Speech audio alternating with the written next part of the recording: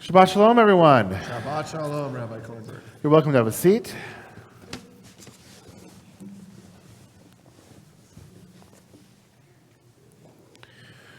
So we are in the middle of the conversation between Moses and Aaron and Pharaoh.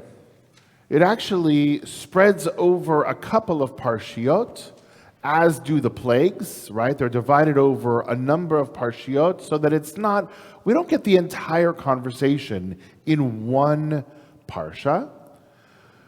But I want to think about the conversation as a whole today, and we're going to look at some of the words of this parsha to help us crystallize. And the question I want to ask, actually, is something I've been thinking about all week. And as many of you know, I work as a negotiator for the San Diego Police Department, and I'm on call this month, the month of January. And I wanted to ask the question, do we think that Moshe is a good negotiator? Right? Here he is. He's tasked with negotiating with Pharaoh on behalf of God to get the children of Israel out of Egypt. Is he a good negotiator? Let's start. And I have certainly my opinions on this, but I want to ask you, do we think that Moshe is a good negotiator? And if so, why? And if not, why not? Mike. I think in the case you described with yourself, you have some flexibility and leeway to negotiate based upon what you know. In Moses' case, he's directed by God as to what to say and how to negotiate.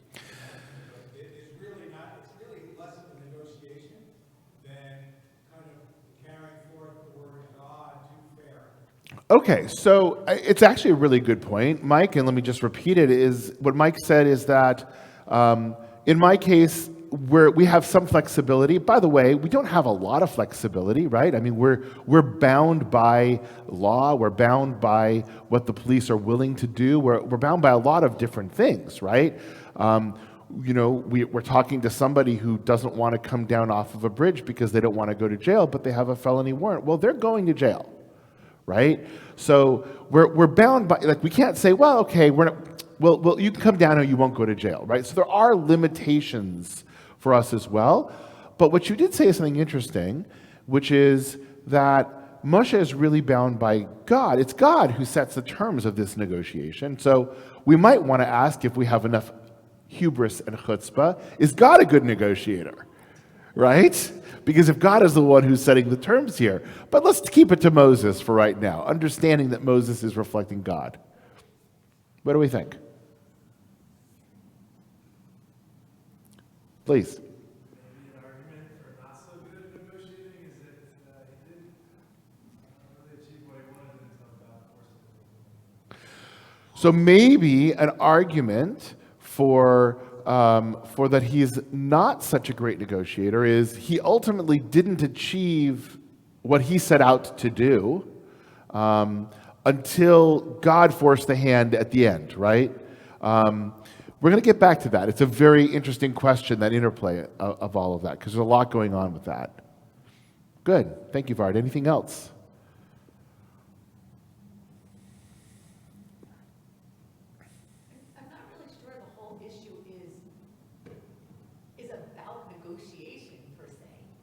Okay. So, in other words, I mean, there's a lot of moving of the goalpost that's taking place. You've got Pharaoh's like, okay, fine, just go, but you can only take your kids. Or, I mean, you can only take the men, like, the kids stay, And then he's like, no, I changed my mind. And then God's like, all right, I'm going to do these plagues. And then he's like, no, I'm going to keep hardening Pharaoh's heart until we get to the 10th plague. And there's going to be this cry like it's never been heard before. So he's kind of just like, I guess, working with what he has. And I think in a way, like Rabbi Sachs points out, it's almost like more like he's looking to the future, like I will make you a people. And so he's not really, I don't know that it would have been really done him a lot of good to start threatening, to say, well, if you don't, well, he sort of did. He did. Yeah. Never mind, let me take that back. Yeah. But All right. it's just also kind of like surreal and magical almost. Like there wasn't, I think it was kind of stuck. So Diana's arguing that she's not even sure that the whole thing was a negotiation sort of to begin with. Like, can we call this a negotiation? I would argue that we can. But the goalposts keep changing, right? And by the way, anybody who's negotiated, whether it be business deals or anything like that, that happens all the time, right? Is that the goalposts keep changing, things keep moving. Negotiations are flexible, they're dynamic, they move, right? And so the question is, I guess, what was the goal? What was Moses' goal in this negotiation? Ultimately, to get the children of Israel out of Egypt, right? Freedom for the children of Israel. You could argue he accomplished that. He needed to utilize external resources through God in terms of accomplishing it, but you can argue that he did ultimately accomplish it. Yes? I mean, I guess the rabbis say that only 20% actually ended up leaving. So he wasn't convincing enough, maybe, to get them all out. Well, so that's by the way, there's a whole subplot to this that we can talk about, and what Diana's bringing up is she said, according to some rabbinic opinions, only 20% of the Jews actually left. 80% chose to stay there, right? And ultimately, we assume perish. But the 20% that came out, there are actually two different negotiations that are going on, which is really important for us to think about. It's Moses and Aaron negotiating with God, but frankly, the more important negotiation is the one with Moses and the people of Israel. Because ultimately, Moshe had to negotiate his place as their leader, and they weren't so sure about that. And he knew that to begin with, right? Because when we go back to the story of the burning bush, when we go back, actually, let's look at it, because that's where the whole, everything starts, and where God sort of sets the terms of this. So if we go back to page 328, verse 7, God says, I've marked well the plight of my people in Egypt, and I've heeded their outcry. Yes, I am mindful of their sufferings.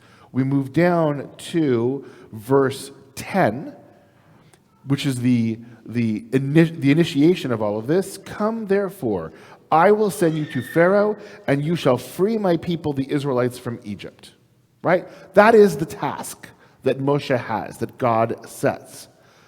But then Moshe comes back and says, well, who am I that I should go? So Moshe has a little bit of a problem. And God said, I will be with you. That shall be your sign, that it was I who sent you. And when you have freed the people of Israel, you shall come, you shall worship God at this mountain. Right? And then as we turn ahead, let's turn to page 338.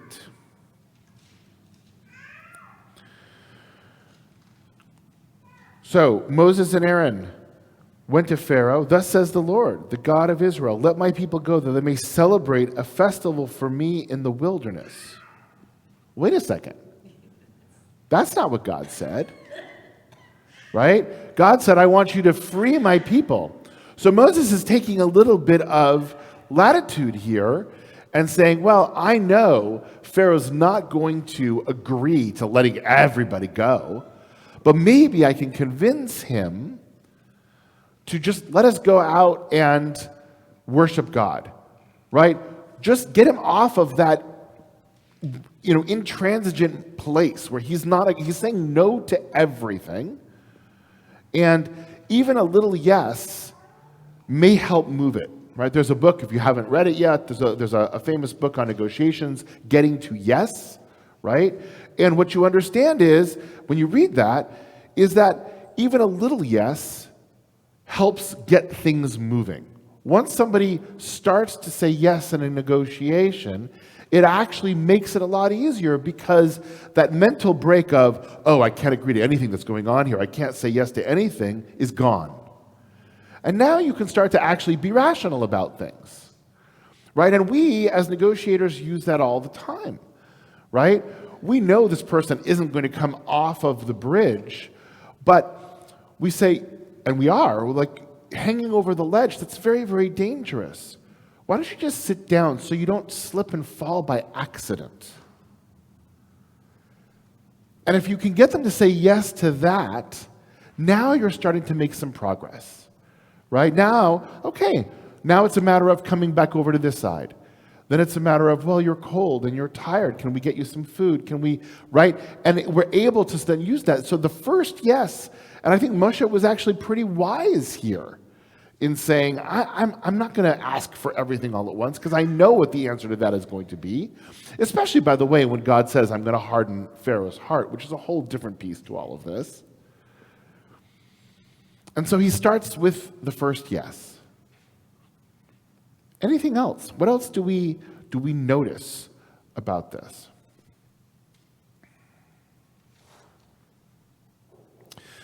So for me, as a negotiator, one of the words that stands out to me very differently than I ever understood it prior is actually the very first pasuk of our parsha.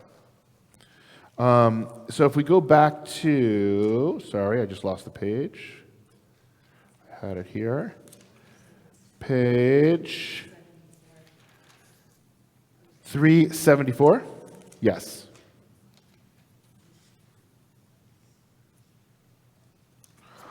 What does it say? Right? Vayomer Adonai el Moshe, God says to Moses, Bo el Paro, go to Pharaoh. Now, for those people who speak Hebrew, if you were going to say go to Pharaoh, what would you say? Lech el Paro. And by the way, God tells Moses to lech in a whole bunch of other different places. So what's the power of the word bo here? What does bo mean? Come. Right? For me, lech is a word of you are going and you are doing. And it's all about you. But when you're coming to someone, it means you have to be thinking about the person that you are going to. It automatically puts that person in your head. And for me, when I read this, right, I hear about trying to build rapport, about trying to actually think about what the other person needs or what the other person is saying. There were a number of different articles that I found over the course of the week because I was curious as to whether or not anybody else asked this question of, is Moses a good negotiator? And I found 3 different articles. One in the Jewish world and 2 actually in the business mediation negotiating world, right? Of using Moses and showing where Moses did well and where Moses didn't do so well. And it was a very, very interesting process. And part of I think Moses' shift is understanding that Pharaoh had needs as well. Right? God is just focused on God's desire here. I heard my people of Israel. I've heard their cry. They're going to go. We're going to set them free. Now, Moshe, as the negotiator, has to figure out how to get to that. And he has to understand, well, wait, there's a lot of things that are going to happen. There's actually a connection here. The fact, actually, that Moshe grew up in Pharaoh's palace creates a connection that makes him a powerful negotiator. This wasn't an unknown person. And if you go and you watch the movie, Prince of Egypt, right? Although they took a little bit of liberty with the story of the fact that Pharaoh is now the brother as opposed to the father, right? They skipped that generation, but they did that to make the connection between Moses and Pharaoh even stronger. They were brothers, and you could hear in Val Kilmer's voice as he's negotiating, as he's arguing with his brother, please, I'm trying to help you. I know what's coming. I'm trying to help you because this is going to destroy your economy. This is going to destroy your ability as a leader. This is going to ruin your people, and they're going to suffer. And you can't get that across without some rapport. And I think to some degree what Moshe is trying to do here is develop that rapport, to say, look, I understand you can't get to here yet. Let's just start and see where it goes. And I hear the angst, less so in this text, but in some of the more modern movies. You hear that angst, and I think that's a powerful piece of why Moshe was the one that was sent.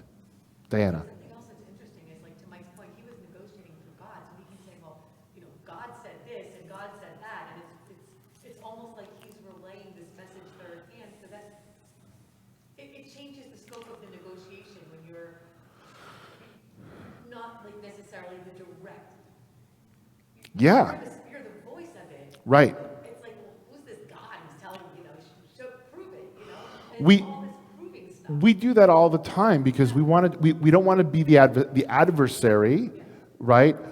So what we'll say when somebody makes a demand, right? We'll say, well, you know what? I need to talk to my bosses about that, right? Let me see if I can help you. And it actually then creates, scientifically, it creates desire for reciprocity, right? Because if they perceive you as helping them, we as human beings have an interesting psychological need to reciprocate when somebody does something nice for us. And it creates that whole process as well. I'm still out as to whether or not Moshe was a good negotiator. I think he ultimately got the task done, but as we said before, he got the task done because ultimately God had to come in and do these final plagues. But the challenge here is that, and this is always the bane of any negotiator, especially in a business setting, right? God actually had an additional goal that wasn't stated necessarily at the beginning. And that's why this negotiation, I think, was as challenging as it was. Because the whole process of hardening Moshe's heart, God wanted not only, that's what I'm thinking, thank you, Pharaoh's heart, right? That may have been an interesting Freudian slip. We can unpack that later. But God hardening Pharaoh's heart, there was a secondary desire that God had, not just to get the people free, but to show God's superiority to anything that was in Egypt and to show that God is God. And that was the piece that Moshe sort of couldn't actually deal with, right? Because that was God's piece of all of this. And that's why each plague had to come and each thing had to come. And that's why Pharaoh's heart was ultimately hardened, was this secondary desire. And that's always the most dangerous, is if you don't identify all the desires and all the needs in a negotiation, it very often will get sidetracked and you don't even know why. Well, this is why. This is why Moses couldn't get Pharaoh. When it seems, as Diana said, that Pharaoh agreed, it went back. Because there was this secondary path that was happening in the background.